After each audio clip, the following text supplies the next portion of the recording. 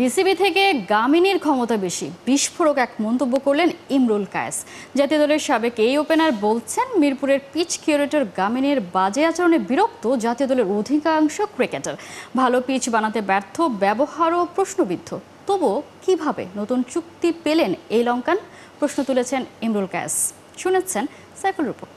গামিনীর পাওয়ার বেশি হয়ে গেছে, বাঁশের থেকে কঞ্চি মোটা হয়ে গেছে। গামিনী একটা ছেলেকে ন্যাশনাল টিম থেকে বাদ দিয়ে দেয়। মাঝখানে মনে একটা ভালো ক্রিকেটার আসছিলেন, ওরেও আমরা সরাই দিলাম। তারা পাকিস্তান নিয়ে তারাকে চলে গেল, অথচ আমরা গামিনীর প্রেমে পড়ে আছি। হাস্যকর একটা বিষয়।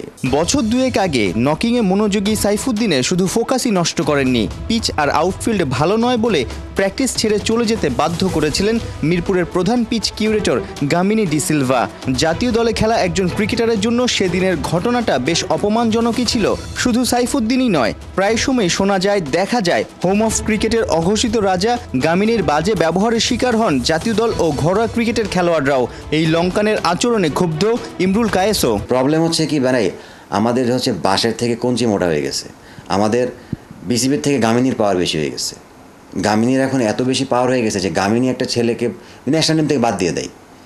So which is not good. আপনি গামিনীকে দেখেন, গামিনীকে আমি নিজের শিকার হয়েছি গামিনীর কাছ থেকে বিভিন্ন রকমভাবে। ওর অ্যাটিটিউডের কারণে আমি স্টেডিয়ামে যাওয়া বন্ধ করে দিয়েছি। মানে ইনডোরের আপনার একাডেমি মাঠে আমি যাই না, কারণ আমি 10 বছর ক্রিকেট খেলার পরে যদি আমি মনে করি যে গামিনীর কাছ থেকে আমাকে পারমিশন নিতে হবে, গামিনীর কাছ থেকে ওর একটা বাজে একটা কথা শুনতে হবে, ভাই আমার মাপ চাই। আমি এর ভিতরে নাই।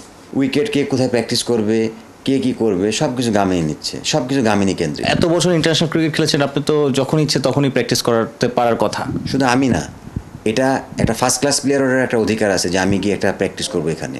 আপনি তাদের জন্য সব ফ্যাসিলিটিস বানাই দেন না কেন? বললেই বলে উইকেট রেস্ট পায় না। মিরপুরে এই মাথার থেকে এই মাথায় একাডেমি মাঠে ইনডোর উইকেট বানাইছে। কয়টা উইকেট আপনি রেডি করেন বলেন তো? ওই 2টা উইকেট ডোমেস্টিকের সময়, বিপিএলের সময় দিন, এই মাথায় 2টা, এইদিকে 2টা, বাকি উইকেট রেস্ট। আমি কোনো দেশে এই সিস্টেম দেখি নাই। যখন সিজন থাকবে প্রত্যেকটা উইকেট প্রিপেয়ার থাকে। দেশি বিদেশি গামিনীর পিচ নিয়ে ক্ষোভ ঝাড়া লোক শখানেকেরও বেশি, অথচ অদ্ভুত কারণে 1.5 দশক ধরে বহাল তবিয়তে আছেন শেরি বাংলায়। কদিন আগেই নতুন করে আবার মিলেছে 1 বছরের চুক্তি। মিরপুরের পিচগুলোর পরিবর্তন, উন্নতি কি বিসিবি চায় না? শস্যের মধ্যেই কি ভূত লুকিয়ে? ইমরুলের প্রশ্ন। আমি জানি না ভাই, গামিনী সে কী চিন্তা করে। সে এত বড় লেভেলের যে গ্রাউন্ডসম্যান, বাংলাদেশে এত বছর ধরে লং টাইম আছে।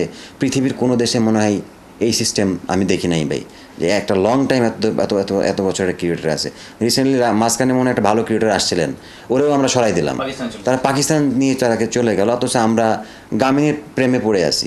আমার কাছে মনে হয় ভাই এটা মানে কি বলবো, হাস্যকর একটা বিষয়। সো আপনি বলেন ক্রিকেটটা কোন জায়গা থেকে আমরা ডেভেলপ করব? শুধু সেন্টার উইকেট নয়, মিরপুরের প্র্যাকটিস পিচে লো কিংবা আনইভেন বাউন্স নিয়েও হতাশায় ডোবেন টাইগাররা। দেশ বিদেশে ব্যাটিং কলাপস হওয়ার পেছনে কি গামিনীর দুর্বল উইকেটই দায়ী? লঙ্কানের প্রতি প্রেম টান কবে শেষ হবে বিসিবির? সাইফুল রূপক, ৭১।